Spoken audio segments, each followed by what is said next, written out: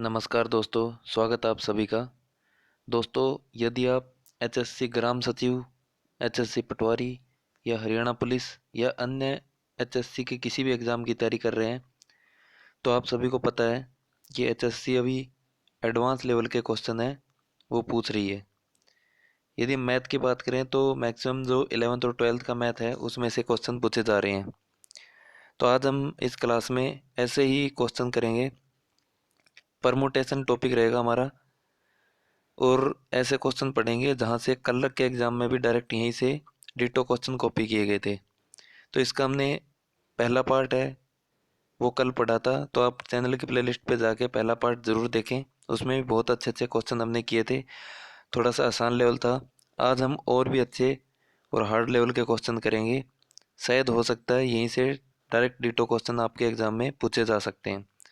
हम directly NCERT से जो क्वेश्चन पूछे जाते हैं डायरेक्टली वही क्वेश्चन करेंगे, तो आपके एग्ज़ाम में आने के पूरे पूरे चांसेस रहेंगे।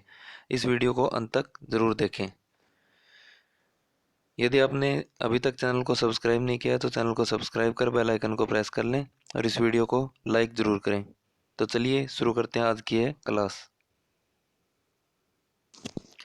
दोस्तों, हमने कल की क्लास में फैक्टोरियल निकालना सीखा था। उसके बाद जो परमुटेशन का फॉर्मूला है वो पढ़ा था और उससे संबंधित एक दो क्वेश्चन किए थे।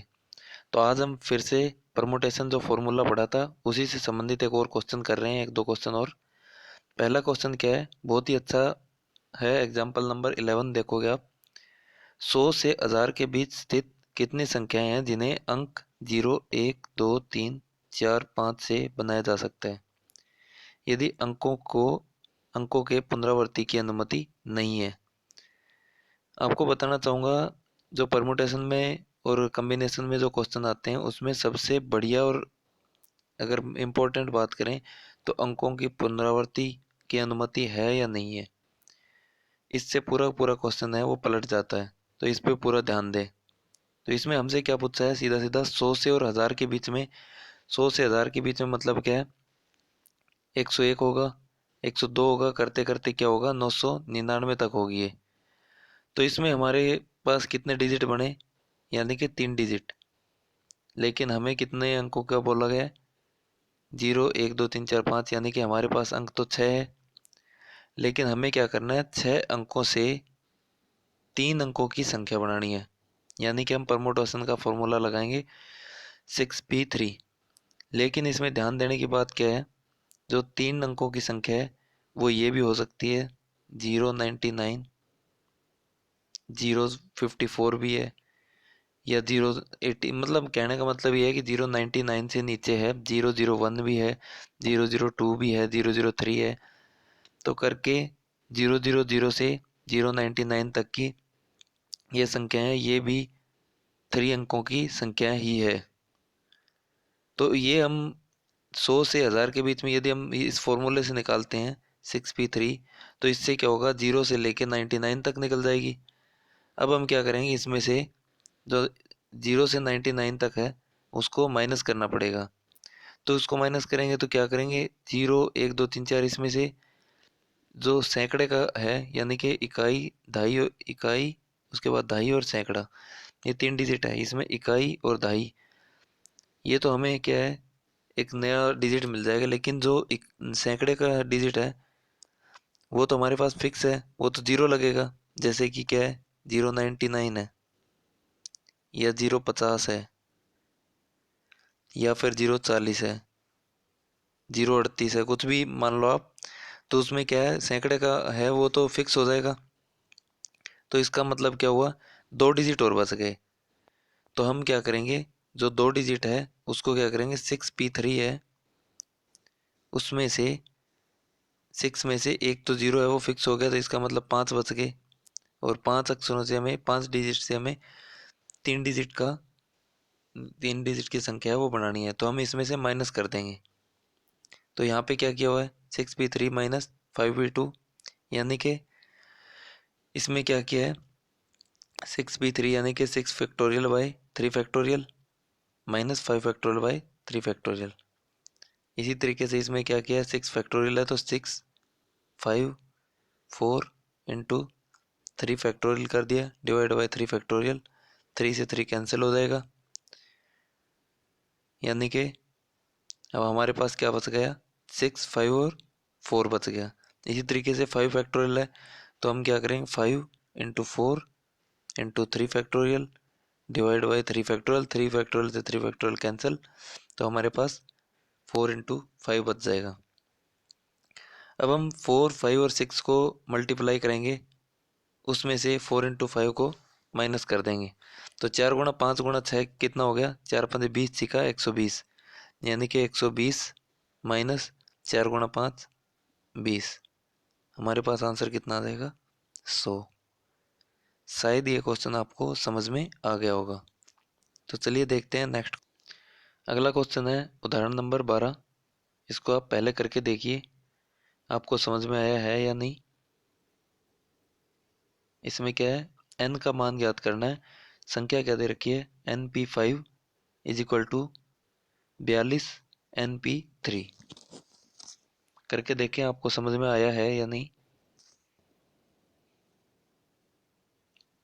तो चलिए शुरू करते हैं। जो NP5 है इसको हम सोल्व करते हैं पहले। NP5 यानी कि हमारे पास फॉर्मूला क्या था, n इंटू में n-1, n-2, n-3 और n-4 इज इक्वल टू 42 दिया हुआ है, एज इट इज लिखेंगे। अब NP3 को सोल्व करेंगे तो n इंटू n-1 और n-2, यानी कि जो परमुटेशन का फॉर्मूला है उसको हमने सोल्व कर लिया। उसके बाद हम क्या करेंगे, इसमें जो n-1 और n-2 है उसको आपस में कैंसिल कर देंगे। तो अभी हमारे पास क्या बच गया, n को भी हम कैंसिल कर देंगे दोनों तरफ। हमारे पास n-3 और n-4 यानी कि n-3 और n-4 है वो बच गया, किसके बराबर, 42 के। n-3 इंटू में n-4 बराबर 42 के बच गया। इसको हम सोल्व कर लेंगे तो हम क्या करेंगे, n-3 और n-4 को आपस में गुणा करेंगे।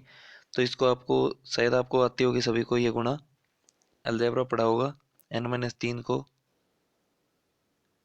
n-4 से गुणा करेंगे तो क्या करेंगे, सबसे पहले n को n से करेंगे तो ये हमारे n स्क्वायर आ जाएगा। उसके बाद n को 3 से करेंगे तो हमारे को कितना मिल जाएगा, 3n। उसके बाद क्या करें, n को 4 से करेंगे तो हमें हमें मिल जाएगा 4n। और उसके बाद -4 को -3 से करेंगे तो हमारा आंसर आ जाएगा माइनस से माइनस प्लस, यानी कि 12। तो हमारे पास -3 और -4 को हम जोड़ेंगे तो यहाँ पे डायरेक्ट बोल बता रखा है, -3 और -4 है वो 7n हो जाएगा। और जो 4 और 3 है वो 12 हो जाएगा।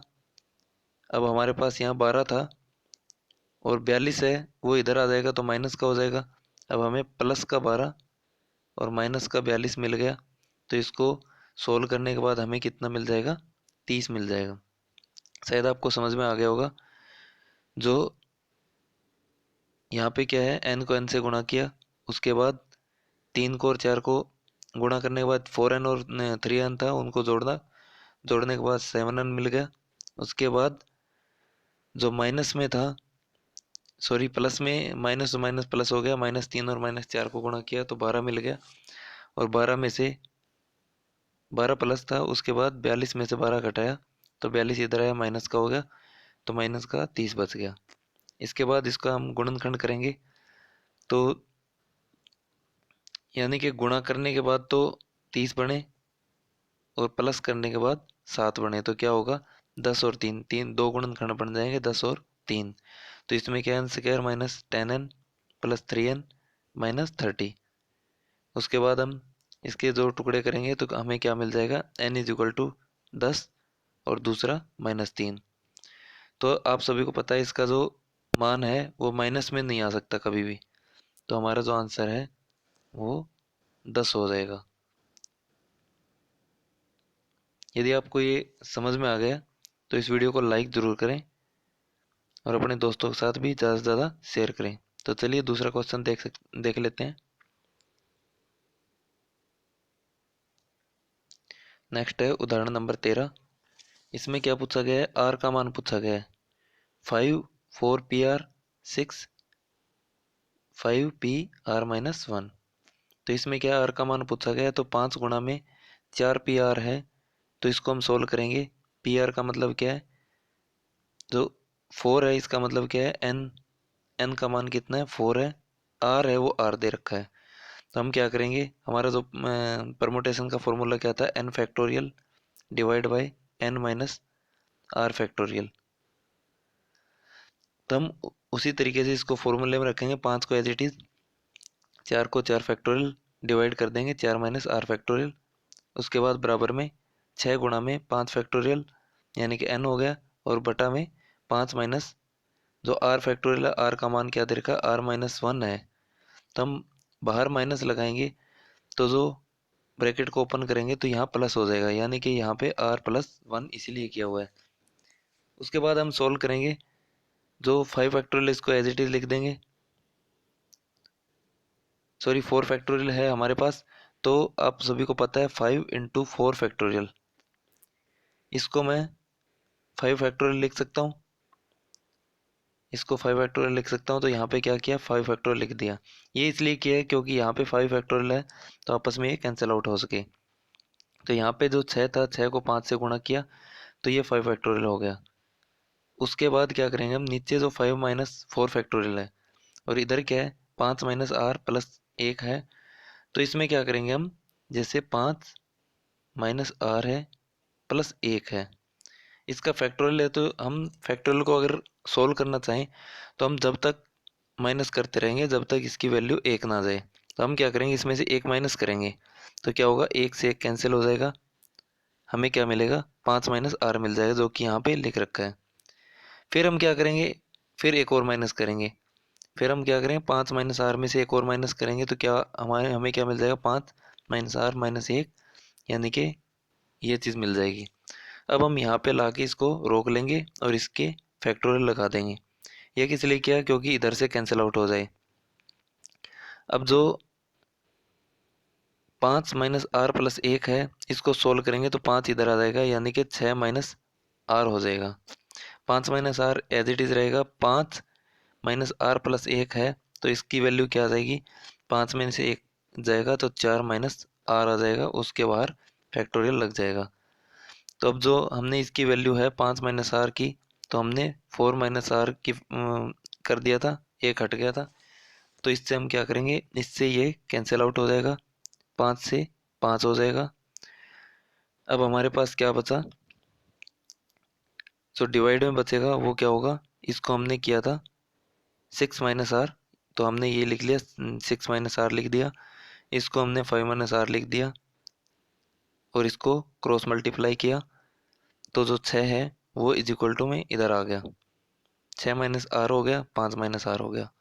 इसको हम आगे सोल्व करेंगे तो क्या होगा, आर स्केयर माइनस 11 आर और प्लस 30 आएगा, और इधर जो 6 था वो इधर आके माइनस हो गया, तो ये 24 आ जाएगा।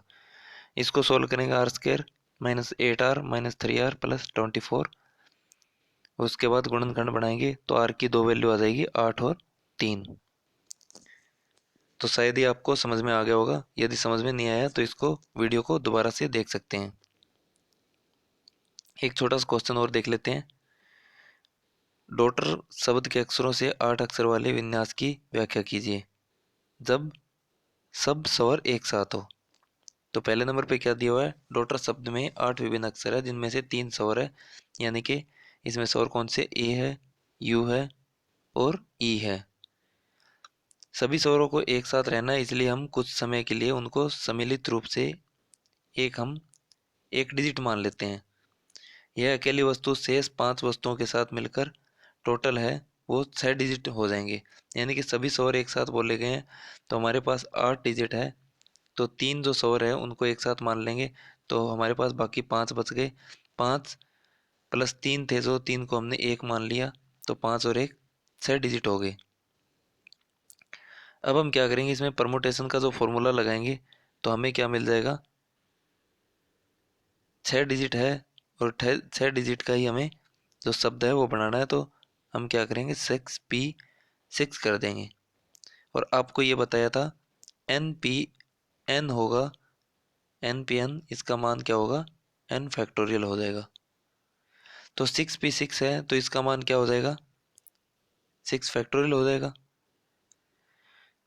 उसके बाद क्या, इनमें से प्रत्येक क्रमचय के संगत हमें 3 स्वरों में से सभी को एक समेत लेकर 3 फैक्टोरियल है वो और साथ में मिलाना पड़ेगा। हमने क्या काम किया, सबसे पहले हमने जो 6p6 कर दिया था, यानी कि 6 फैक्टोरियल था वो बना दिया था। उसके बाद क्या है, जो 3 स्वर है वो तो बच गए थे, 3 वोवल थे, तो उसके लिए हम 3 फैक्टोरियल से मल्टीप्लाई कर देंगे।